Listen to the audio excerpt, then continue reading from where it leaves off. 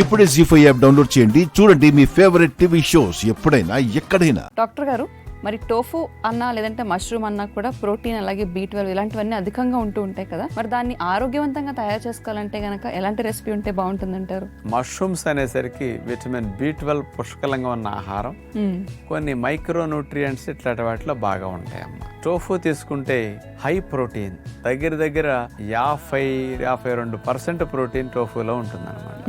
అంటే సోయా పాలతో చేసిన పన్నీర్. మరి హై ప్రోటీన్ టోఫుతో మష్రూమ్స్ ఉపయోగిస్తే ఎక్కువ మందికి జుట్టు బాగా రావటానికి, బాడీలో హార్మోన్స్ తయారవటానికి, ఇమ్యూనిటీ బూస్టింగ్ చాలా అవసరం.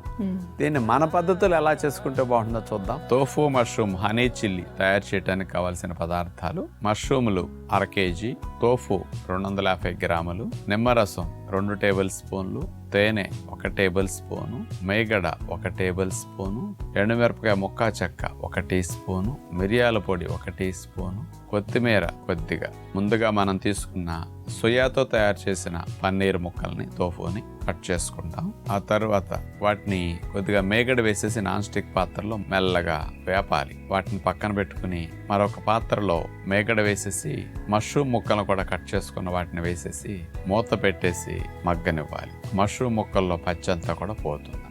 ఇక ఒక బౌల్ తీసుకుని అందులో కొద్దిగా నిమ్మరసం, తేనె, ఎండుమిరపకాయ చెక్క ముక్క, మిరియాల పొడి, ఈ 4 వేసేసి కలిపేసేయాలి. ఆ నిమ్మరసం పులుపుకి, తేనె తీపి, కారం, మిరియాలు అన్నీ కలిసేసరికి కమ్మగా ఉంటుంది.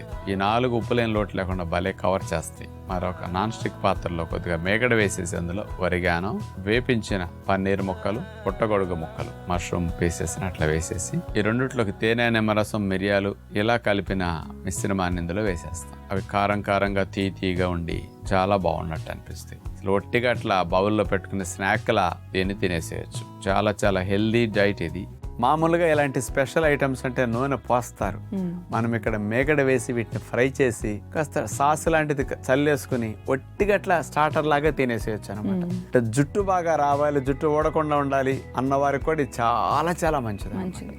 అందుకని హెల్దీ స్నాక్ లాగా కూడా దీన్ని చేసుకోగలిగితే చక్కటి ఫలితాలు మనందరం పొందగలుగుతాం. చూసారుగా, ఎంతో ప్రోటీన్ అధికంగా ఉండి అలాగే మన శరీరానికి కావాల్సిన యాంటీ ఆక్సిడెంట్స్ లేదంటే విటమిన్స్ అందించే ఈ టోఫు మష్రూమ్ రెసిపీని.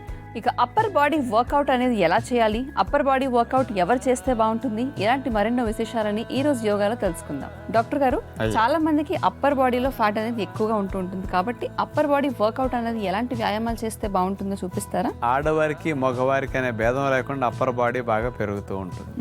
ఆ భాగాల్లో కొవ్వును కరిగించడానికి, కాస్త వైట్ ఫ్యాట్ ఎక్కువ డిపాజిట్ అయినప్పుడు వైట్ ఫ్యాట్ ని కూడా కరిగించడానికి కొన్ని అప్పర్ పార్ట్స్ లో కదలికలు తీసుకొచ్చే కొన్ని వ్యాయామాలు గనక చేస్తే, అంటే ఎప్పుడైతే ఇట్లా కాళ్ళకు చేతులను కదుపుతున్నామో అప్పర్ బాడీలో మూమెంట్స్ వచ్చి అక్కడ కొవ్వు భలే కరుగుతుంది. కానీ ఈ బాడీలో కొవ్వు కరగటానికి స్పెషల్ గా ఉపయోగపడే వ్యాయామాలు సింపుల్ గా మోకాళ్ళ నొప్పులు రాకుండా, మడాల నొప్పులు రాకుండా, ఇంట్లో నుంచి బయటికి వెళ్లకుండా, కదలకుండా సీట్ ఆనిచ్చి కాళ్ళు కాస్త చేతులు పైకి లేపి ఇలా చేయగలిగితే భలే కొవ్వు కరుగుతుందో చూడండి. అప్పర్ బాడీ బొడ్డు పై భాగం తగ్గటానికి బాగా ఉపయోగపడే 3 వ్యాయామాలు ఇప్పుడు చూడబోతున్నాం. ముందుగా సీటు మీద అట్లా కూర్చుంటాం. 2 కాళ్ళని మోకాళ్ళ దగ్గర మడిచి 45 degrees యాంగిల్ అట్లా పెట్టుకుంటాం. 2 చేతుల్లో నాప్కిన్ అట్లా పట్టుకుని చివరి భాగాలు ఎడమ కాళ్ళని స్ట్రైట్ గా లేపి చాపేస్తాం. నెక్స్ట్ కుడి కాళ్ళని స్ట్రైట్ గా లేపి చాపుతాం. మళ్ళా లెఫ్ట్ లెగ్, మళ్ళా రైట్ లెగ్, కొద్దిగా వెనక్కి ముందుకి నడుముని అట్లా కదుపుతూ ఈ వ్యాయామం చేస్తాం. ఇక రెండవది, ఇందాటి వలె కాళ్ళని అట్లా లేపి సైడ్కి నడుముని ట్విస్ట్ చేస్తూ ఉంటాం. ఒకసారి కుడివైపుకి, మరోసారి ఎడమ వైపు. ఇక మూడవది, కాళ్ళని అట్లాగా పెట్టి సీటు మీద అట్లా కూర్చున్న తర్వాత చేతులను స్ట్రైట్ గా చాపుతాం. మళ్ళా చేతుల భాగాన్ని రొమ్ము దగ్గరికి అట్లా లాక్కుంటాం. నడుముని వెనక్కి ముందు కొంచెం కదుపుతూ చేతుల మూమెంట్ ని స్ట్రైట్ చేయడం, ఫోల్డ్ చేయడం. ఇట్లా చేయడం వల్ల అప్పర్ బాడీకి ఛాతీ భాగం తగ్గటానికి కానీ, పై భాగం, పొట్ట భాగం, పక్క భాగాలు తగ్గటానికి బాగా ఉపయోగపడతాయి.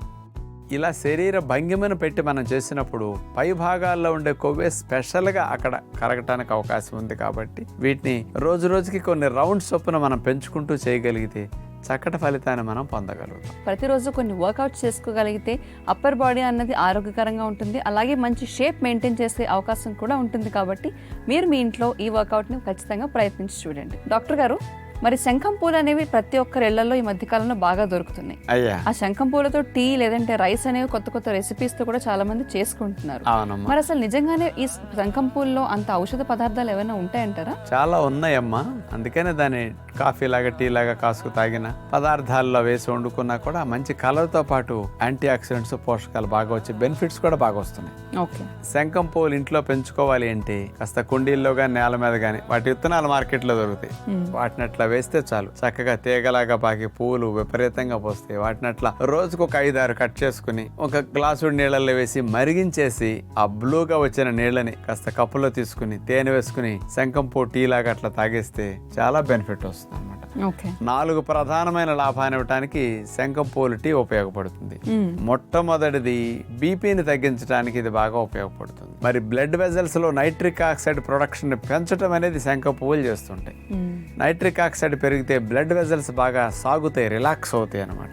అందుకని అంత మేలు నైట్రిక్ ఆక్సైడ్ చేస్తే దాని ప్రొడక్షన్ కి ఇది అద్భుతంగా ఉపయోగపడుతుంది. ఇక రెండో బెనిఫిట్ తీసుకుంటే శంఖం పువ్వుల టీలో ఉండే ఫ్లావనాయిడ్స్ మెయిన్ గా nerve cell to nerve cell మధ్య ట్రాన్స్మిషన్ హెల్దీగా జరగడానికి కావాల్సిన ఎసిటైల్ చోలిన్ అనే కెమికల్ కాంపౌండ్ బాగా ప్రొడక్షన్ పెంచి హెల్దీగా నర్వస్ ఉండేటట్టు చేయడానికి బాగా ఉపయోగపడుతుంది అనమాట. కానీ ఇది చాలా నర్వస్ గా మంచిది, బ్రెయిన్ సెల్స్ కూడా చాలా మంచిది.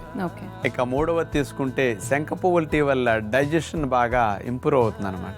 పొట్టా ప్రేగుల్లో సహజంగా నిమిషానికి 3 సార్లు ఇట్లా, ఇంకా కొన్ని ఎక్కువ సార్లు ఇట్లా కదలికలు చేసుకుంటుంటాయి. ఆహారాన్ని అరిగించడానికి, జీర్ణాద రసాల ఆహారాన్ని కలుపుకోవటానికి, అరిగిన ఆహారాన్ని కిందకు తోయటానికి మూమెంట్స్ వస్తాయి. ఈ పెరిస్టాల్టిక్ మూమెంట్స్ ని పెంచడానికి శంఖ పువ్వుల టీ అద్భుతంగా ఉపయోగపడుతుంది. ఆ మూమెంట్స్ తగ్గినాయి అనుకోండి, ఆహారాలు ఎక్కువసేపు నిలవ ఉంటే పులిస్తే గ్యాస్ వస్తుంది. ఇలాంటి ఇరిటేషన్స్ లేకుండా డైజెషన్ యాక్టివేట్ చేయడానికి ఇది బాగా ఉపయోగం. ఇక 4వ తీసుకుంటే మన బాడీలో మ్యాక్రోఫేజ్ కణాలు వైరస్ బ్యాక్టీరియాలను తినేస్తుంటాయి. కొన్ని రకాల న్యూట్రోఫిల్స్ కణాలు వైరస్ బ్యాక్టీరియాలని దాడి చేసి చంపేస్తుంటాయి. ఈ మ్యాక్రోఫేజ్ కణాలు, న్యూట్రోఫిల్స్ కణాల్లో ఇన్ఫ్లమేషన్ డెవలప్ అవడానికి కారణమయ్యే ఇన్ఫ్లమేటరీ మీడియేటర్స్ ని తొలగించేసేసి ఆ కణాలను హెల్దీగా ఉండేటట్టు చేయడానికి శంఖ పువ్వుల టీ బాగా ఉపయోగపడుతుంది అనమాట. ఇలాంటి 4 రకాలైన లాభాలను పొందడానికి శంఖ పువ్వుల టీ ఉపయోగపడుతుంది. కాబట్టి ఈ రోజుల్లో కొనుక్కోవటం మళ్ళీ శ్రమ అనుకుంటే దొడ్లో తీగ బాగుతుంది కదా, చక్కగా అట్లా పెట్టేసుకుంటే చాలు. మంచి గార్డెన్ లో పూలు అందంగా ఉంటాయి, కోసి వాడుకోవడానికి రోజు ఉపయోగపడతాయి. అందుకని ఈ మధ్య ఒక కొత్త ట్రెండ్ ఏంటంటే ప్రతి ఇంట్లో శంఖ పువ్వుల టీలు బాగా తాగేస్తున్నారు, శంఖ పువ్వుల రైస్ బాగా చేసుకుంటున్నారు. మంచి కలర్ కోసం కూడా వీటిని అన్నిటిలో ఉపయోగిస్తున్నారు. మరి ఇలాంటి ప్రకృతి సంపద శంఖ పువ్వుల్ని మనం ఉపయోగించుకుంటే మంచిదని అందరికీ గుర్తు చేస్తున్నాం. విన్నారు కదండి, మన ఇంట్లో పూసే శంఖం పూలతోని ఎన్నో రకాలుగా మనం ఆరోగ్యాన్ని కాపాడుకోవచ్చు అని డాక్టర్ గారు ఈ ప్రకృతి సంపద అంశంలో భాగంగా మనందరికీ తెలియజేశారు. కాబట్టి ఈ అవగాహనని మీరందరూ మీ ఆరోగ్యం కోసం ఉపయోగించుకోండి. డాక్టర్ గారు, మన కార్యక్రమంలో భాగంగా ప్రేక్షకులందరికీ కూడా ఆరోగ్యానికి సంబంధించి చక్కని అవగాహన అందించినందుకు ధన్యవాదాలండి. ధన్యవాదములమ్మ. చూసారుగా, ఎంతో ఆరోగ్యవంతంగా సాగిపోయిన ఈ ఎపిసోడ్ని మరిన్ని అంశాలతో రేపటి ఎపిసోడ్లో మళ్ళీ మీ ముందుకు వస్తాం. అంతవరకు సెలవు. జీ5 యాప్ డౌన్లోడ్ చేసి అన్ని ఎపిసోడ్స్ పూర్తి ఉచితంగా చూడండి.